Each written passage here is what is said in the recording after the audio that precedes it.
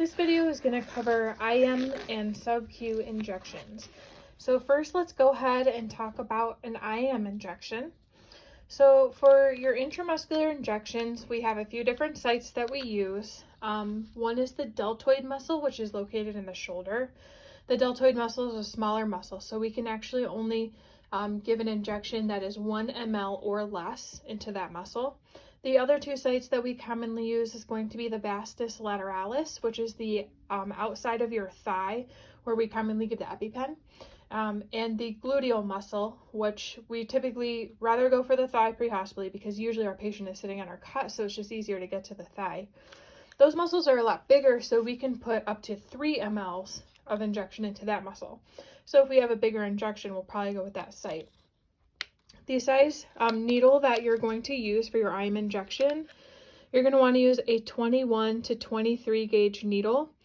Remember that the smaller the number, the bigger the needle. So it's kind of backwards like our IV needles. And you're going to want it to be 1 to 1.5 inches long. If you're just going in the delt, 1 inch is perfectly fine. If you're going to go into the Vastus Lateralis or the gluteal, you should have a 1.5 inch needle. So here I have a 22 gauge, 1.5 inch needle that I'm going to use. This has a safety feature on it where it will automatically lock once I'm finished with it. Most of these do, and there's a couple different types that are out there and different brands and things. So definitely when you're at your clinical site or your ride time sites, take a look at that. Once you do lock it though, remember you can't unlock it. So to draw up your medication, we want to use a different needle than the needle that we're going to be putting actually into the skin. Because if we use this needle to draw the med out of the vial, it's going to get dull. So I'm going to use a blunt tip fill needle to draw my medication out of the vial. We're going to be giving this patient a shot of Benadryl. So this is diphenhydramine, same thing as Benadryl.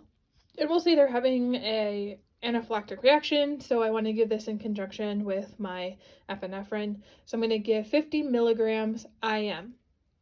This vial comes with 50 milligrams and 1 ml. So I'm going to draw up 1 ml to give to my patient.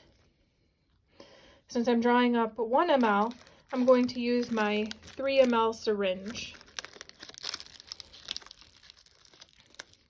So I'm going to try to keep everything as sterile as possible. So I'll go ahead and open the top of my fill needle. And I can attach that to my syringe. Remember, when you're drawing out of a vial, we want to clean the top with an alcohol prep. We're going to let it air dry. And since this is a pressurized vial, I'm going to drop 1 ml of air that I'm going to be replacing with the fluid that I'm taking out.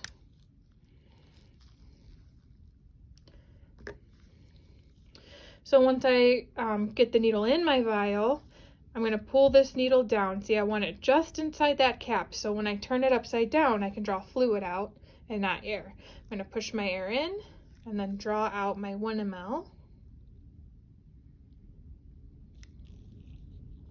I want to make sure all the bubbles get to the top. And as you can see, I have 1 ml there. Remember, we don't recap needles. If you do, make sure you're putting it down on the table when we're practicing in lab, and grab your cap that way. But now I can attach this to my IM syringe here. So I'll take off my fill needle. I'm going to place that in the sharps container and attach my IM needle. Now when you've decided which site you're going to use, make sure you cleanse your site, and I'm just using a medication pad here. We're going to go in a circular motion going outwards. Remember, don't fan the site dry because we're just going to be waving a bunch of bacteria over there. When you're going to give an IM injection, you do not need to pinch the skin. So I usually just put my thumb and my ring or my pointer finger down to kind of anchor the skin. So that way when I'm going in, I get less dimpling of the skin. It makes it a little less painful for the patient. So I've cleaned my site. I found the muscle I'm going to use.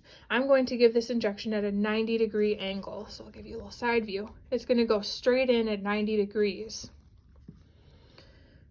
Once you're in, and I'll turn this sideways so you can see, you do want to aspirate To make sure that you don't have blood, you want to get a few air bubbles, and then you're going to push in your injection and then remove your needle.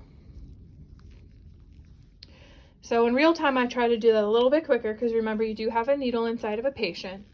So I go in and then with the same hand, I'll aspirate, make sure there's no blood, inject it, and remove my needle. The needle on this one locks with a safety feature, so we'll just close it that way. And then I don't have to worry about sharps, but this still needs to be disposed of in a sharps container.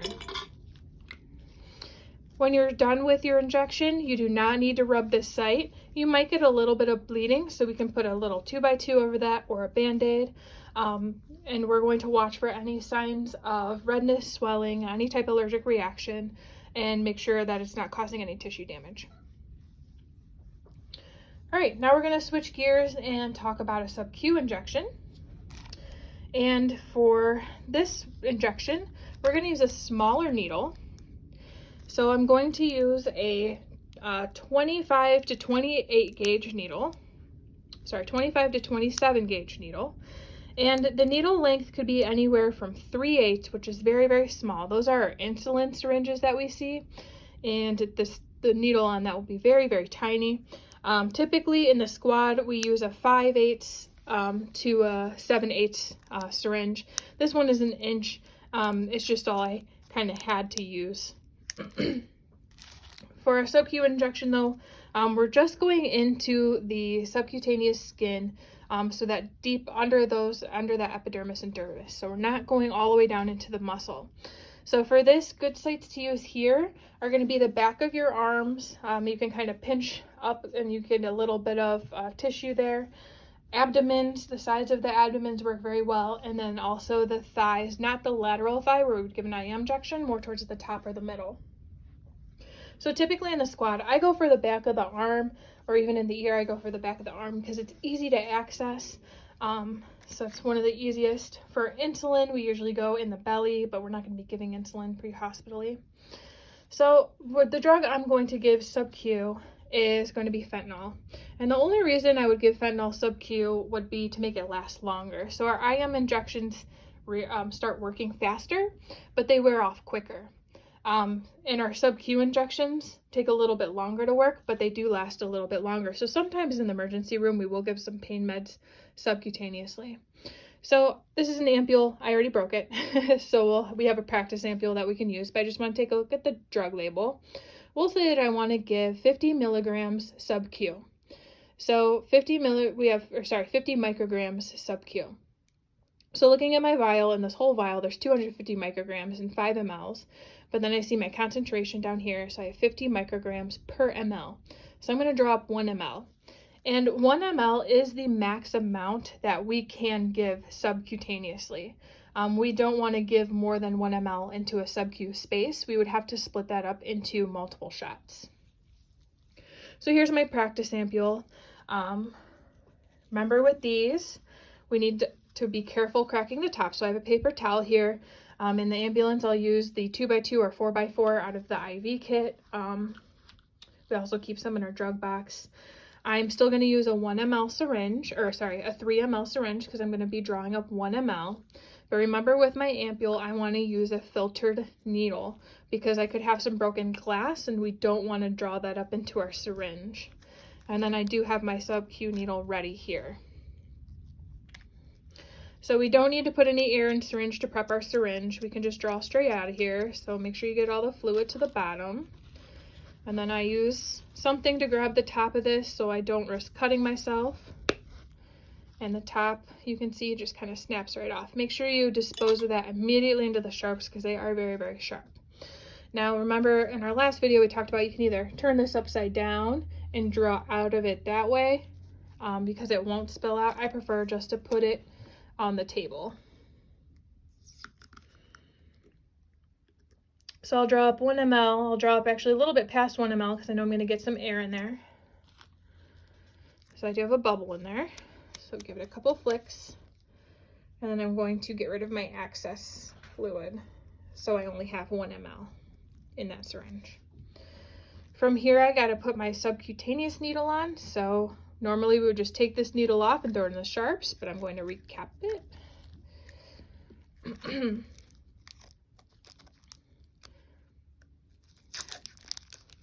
And then I can put my sub-Q, my 25 gauge. So very much smaller needle than the IM needle, much thinner. Now to prep my site, we are going to clean it with alcohol, let it air dry. This one is slightly different technique than the IM though.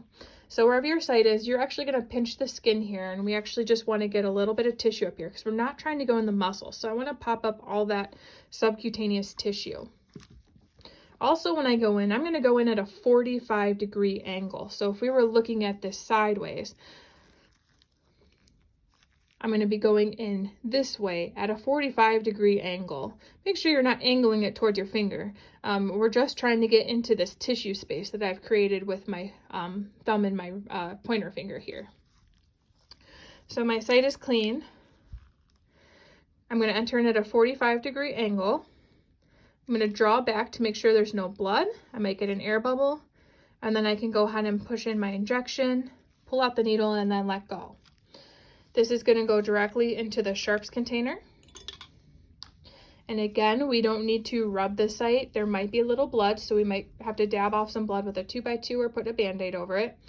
The patient might feel a little pain or irritation from the injection site, but we shouldn't see any redness or swelling. And then, of course, after any medication, we want to ask our patient how they feel, if the medication helped at all, and if they're having any adverse reactions.